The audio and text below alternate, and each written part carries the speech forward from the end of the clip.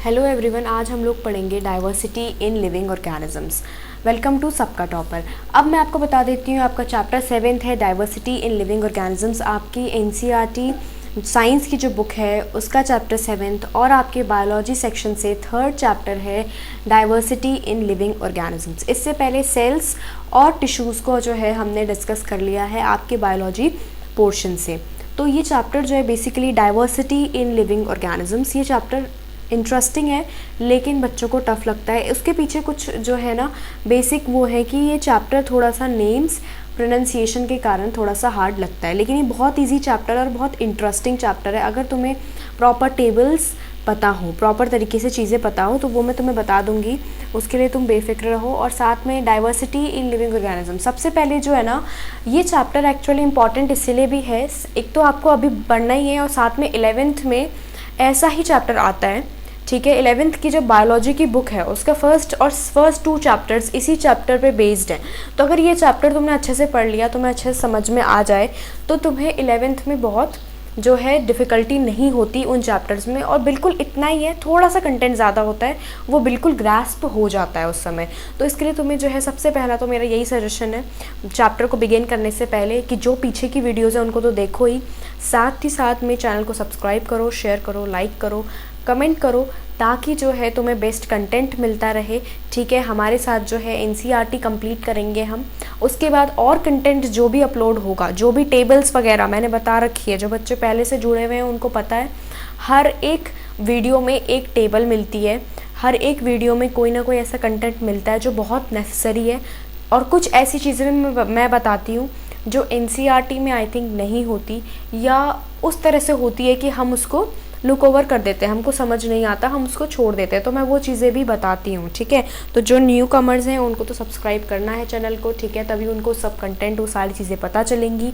और वीडियोस में, हर एक वीडियो में सेल ऑर्गेनल से लेकर हम लोग चल रहे हैं, हर वीडियो में हम आपको टेबल्स देते हैं, हर चीज़ को जो है सिंप्लीफाई करके हम आपको प्रोवाइड करते हैं। ठीक है, तो बेसिकली सेल ऑर्गेनल्स वाली जो वीडियोज़ थी उनमें, और साथ में जो टिश्यूज़ पर जो टेबल्स वगैरह प्रोवाइड की थी, उस पर बच्चों का बहुत अच्छा कमेंट्स और बहुत ज़्यादा मतलब बच्चों ने पसंद किया है। तो अब आपको जो है बने रहना है। डाइवर्सिटी में भी मैं आपको इसी तरह से बहुत अच्छा कंटेंट जो है वो प्रोवाइड कराऊंगी।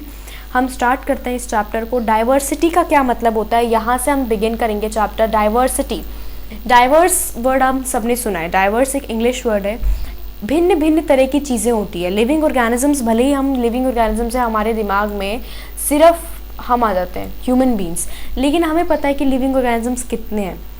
डॉग्स हैं, एनिमल्स हैं, प्लांट्स हैं, बहुत सारे हैं, कैट्स हैं। और ये तो कुछ भी नहीं है, कुछ माइक्रो लेवल पर भी लिविंग ऑर्गेनिजम्स होते हैं जिनको सिर्फ माइक्रोस्कोप के अंदर हम देखते हैं। जब हमने सेल्स पढ़ा था, अमीबा के बारे में पढ़ा था, ठीक है, हम बहुत सारे जो है मशरूम्स वगैरह देखते हैं, और भी बहुत सारे ऐसे ऑर्गेनिजम्स, बहुत टाइप ऑफ ऑर्गेनिजम्स जो है वो इस पूरे वर्ल्ड में, पूरे अर्थ में जो है बहुत ज़्यादा टाइप्स ऑफ ऑर्गेनिजम्स हैं।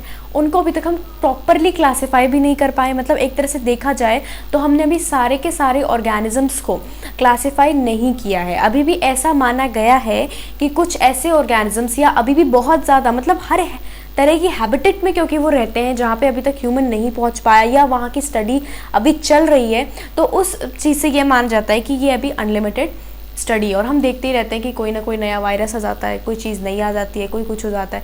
तो इस तरह से हम मानते हैं कि ऑर्गेनिजम्स बहुत ज़्यादा हैं, उनकी पूरी स्टडी नहीं है, लेकिन उनकी जितनी स्टडी हमें अवेलेबल होती है हम उतनी स्टडी करते हैं। ठीक है, तो इस कुछ चीज़ें छूटी हुई हैं मतलब बायोलॉजी में, वो आप लोग आगे चलकर जो है उनको खोजना, बताना हमें भी। ठीक है, तो उनका जो स्टडी है वो जब हमें डिस्कवर होते रहते हैं वो चीज़ें, और हमें पता चलती रहती है। डाइवर्सिटी ये है वर्ल्ड की। लिविंग ऑर्गेनिजम्स में बहुत ज़्यादा डाइवर्सिटी। अभी तक हमने नॉन लिविंग, लिविंग और ये सब कुछ स्टडी किया पीछे की चैप्टर्स में, सेल्स के बारे में, टिश्यूज़ के बारे में। अब हम देखेंगे ऑर्गेनिजम्स कितने टाइप के होते हैं, कैसे कैसे ऑर्गेनिजम्स होते हैं। And you know everything is wonderful.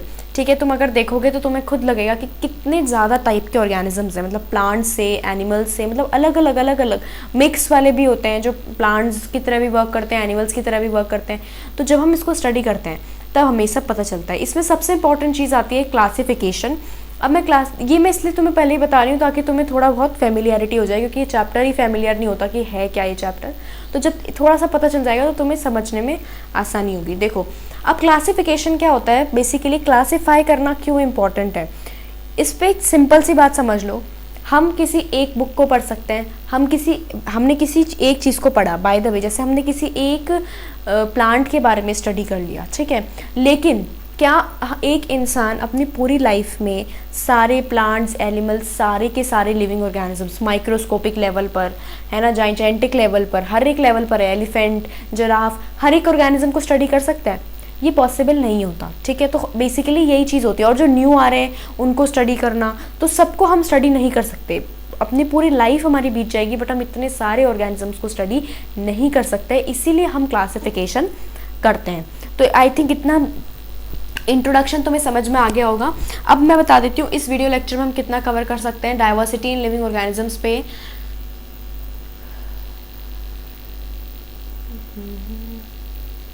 Classification and evolution, ये मैं अभी बता रही थी तुम्हें, ये मैं अभी तुम्हें नेक्स्ट वीडियो में बताऊंगी। इससे पहले का जितना टॉपिक है ये पूरा,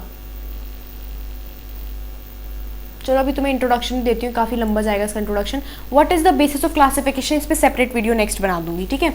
ये जो है तुम्हारा, आज मैं इंट्रोडक्शन तुम्हें प्रॉपर्ली दूंगी ताकि तुम्हें आगे का समझ में आ जाए, ठीक है। अब देखो एक्चुअली ये चैप्टर इसलिए भी दिया हुआ है तुमको ताकि तुम्हें इंटरेस्ट आए बायोलॉजी में। जब तुम इस चैप्टर को पढ़ते हो ना एक्चुअली, तो तुम्हें बहुत ज़्यादा मतलब चीज़ों में इंटरेस्ट आता है, बेसिकली इसीलिए ये चैप्टर प्रोवाइडेड है। ये चैप्टर भी हमारे लिए इसीलिए दिया जाता है, ठीक है। एक तरह से इंटरेस्ट होता है हमें कि हर चीज़ के बारे में हम जानते हैं, और बहुत वंडरफुल चैप्टर है। इसको स्टार्ट करते हैं अब हम लोग। Have you ever thought of the multitude of life forms that surround us, क्या कभी तुमने ये सोचा है कि इतने मैनी मल्टीट्यूड लाइफ फॉर्म्स के जो है हमारे चारों ओर हैं। Each organism is different from all others to a lesser और ग्रेटर एक्सटेंट। अगर हम एक ऑर्गेनिज्म को देखें, वो सारे और ऑर्गेनिज्म से डिफरेंट होता है, चाहे वो कुछ चीज़ों में डिफरेंट हो, चाहे वो ज़्यादा चीज़ों में डिफरेंट हो। लेसर एक्सटेंट पे भी हो सकता है और ग्रेटर एक्सटेंट पे भी डिफरेंट हो सकता है। जैसे कि फॉर इंस्टेंस, मतलब for example, consider yourself and a friend. Are you both of the same height, क्या आपकी सेम हाइट है? Does your nose look exactly like your friend's nose, क्या आप दोनों के नोज एक जैसे हैं? Is your hand span the same as your friend's, क्या आप दोनों की हथेलियाँ जो है, हैंड स्पैन जो है पूरा, वो सेम टू सेम है? तो ये आपसे पूछा गया है। However if we were to compare ourselves and our friends with a monkey, what would we say? अगर हम खुद को और अपने फ्रेंड को एक मंकी के साथ कंपेयर करें तो हम क्या देखते हैं? Obviously we and our friends have a lot in common when we compare ourselves with a monkey. अगर एक इंसान और उसका फ्रेंड एक मंकी से कंपेयर करेगा तो बेसिकली सी बात है, तो सिंपल सी बात है कि बेसिक बात है ये बहुत, कि उसका फ्रेंड और वो ज़्यादा सिमिलर होंगे as compared to the monkey, है ना।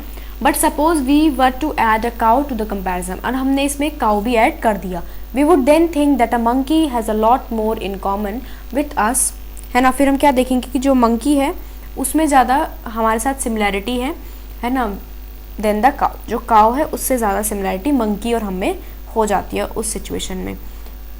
अब यहाँ पे थोड़ा देसी काउज एंड जर्सी काउज के बारे में आपको बताया, ये आप खुद पढ़ लेना, एक्टिविटी छोटी सी है। In this activity we had to decide which characteristics were more important in forming the desired category, hence we were also deciding which characteristics would be ignored.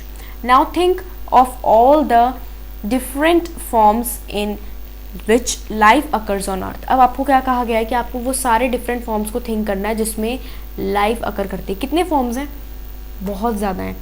On one hand we have microscopic मैंने बताया था, micro level पर भी organisms होते हैं, जैसे कि bacteria of a few micrometres in size. हमने स्टडी किया था सेल्स में, ठीक है। तुम्हारा क्वेश्चन रहेगा जो बच्चे देख रहे हैं इस वीडियो को, सेल का तुम मुझे बताओगे प्रोकैरियोटिक सेल्स जो होते हैं उनका साइज़ कितना था?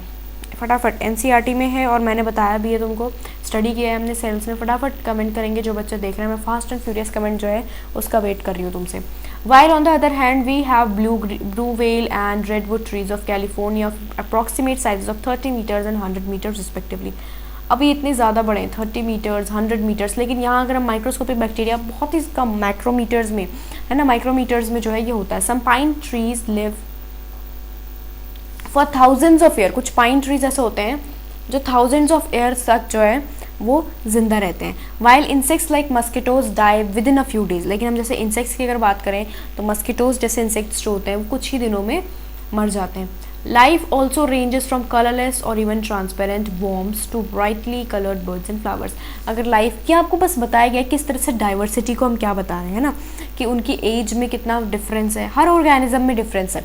देखा जाए तो लाइफ जो है वो कलरलेस भी होती है, किसी की ट्रांसपेरेंट भी होती है, तो किसी की जैसे वॉर्म्स वगैरह ज़्यादातर ट्रांसपेरेंट होते हैं, और किसी किसी की क्या है, जैसे बर्ड्स और फ्लावर्स को देखो कितने ब्राइटली कलर्ड होते हैं, बटरफ्लाई कितनी ब्यूटीफुल होती है, कितने बर्ड्स में कितना मतलब ब्यूटीफुल कलर्स होते हैं, ब्राइट होते हैं वो कितने। तो इस तरह से बताया गया आपको कि इतना ज़्यादा वेरिएशन है लिविंग ऑर्गेनिजम्स में। This bewildering variety of life around us has evolved on the earth over millions of years। अब ये सब इवॉल्व हुआ है, इवॉल्व वर्ड ना बहुत इंपॉर्टेंट है बायोलॉजी के टर्म में बता रही हूँ मैं। इवोल्यूशन चैप्टर ही नेक्स्ट आएगा तुम्हारा next year, heredity and evolution. तो ये बताया गया इवॉल्व ऑन द अर्थ, अर्थ पे जो है इतनी ज़्यादा जो वैरायटीज़ बनी है ये धीरे धीरे बनी है, इवॉल्व होकर बनी है, ठीक है। However, we do not have more than a tiny fraction of this time to try and understand all these living organisms, so we cannot look at them one by one। अब यही आपसे बताया, इतना टाइम भी नहीं है हमारे पास, इतना फ्रैक्शन नहीं है हमारे पास टाइम का कि हर एक ऑर्गेनिज्म को वन बाय वन हम स्टडी कर पाएँ। Instead we look for similarities among the organisms which will allow us to put them into different classes and then study different classes और ग्रुप्स एज अ होल। हम क्या करते हैं, उनकी similarities के अकॉर्डिंगली उनकी क्लासेस बना दी हमने, ठीक है। जैसे हमने एक एज वाले से स्कूल में एक एज वालों को हमने एक क्लास में डाल दिया कि एक एज के बच्चे हैं ये, है ना, ये छोटे स्मॉल किड्स हैं, इनको हमने एक क्लास में डाल दिया और फिर उनको हम पढ़ाते हैं, वो उन सबको एक ही जैसी चीज़ें पढ़ाई जाती हैं। बिल्कुल वैसे ही इसमें भी होता है कि हर एक ऑर्गेनिज्म को हमने लिया, उनकी सिमिलैरिटीज़ देखी, यहाँ पे एज था उनका क्राइटेरिया, यहाँ पे और डिफरेंट क्राइटेरिया होते हैं, 2 3 4 क्राइटेरियाज होते हैं, उनके बेसिस पर उनकी हमने एक क्लास बना दी। अब उस क्लास में हमने क्या करना है, उनको हमें स्टडी करना है, उनको पढ़ाना नहीं है इस बार। उन जो एनिमल्स हैं, जो ऑर्गेनिजम्स को हमने उसमें डाला है, उसको हम स्टडी करेंगे उन क्लासेस के बेसिस पर, और उसको एकदम होल लेकर स्टडी करेंगे। मतलब वो जितने भी हमने उसमें ऐड किए वो एक हो जाएगा हमारा, एक ग्रुप एक क्लास, और फिर हम उसको स्टडी करेंगे। In order to make relevant groups to study the variety of life forms, we need to decide which characteristics decide more fundamental difference among organisms।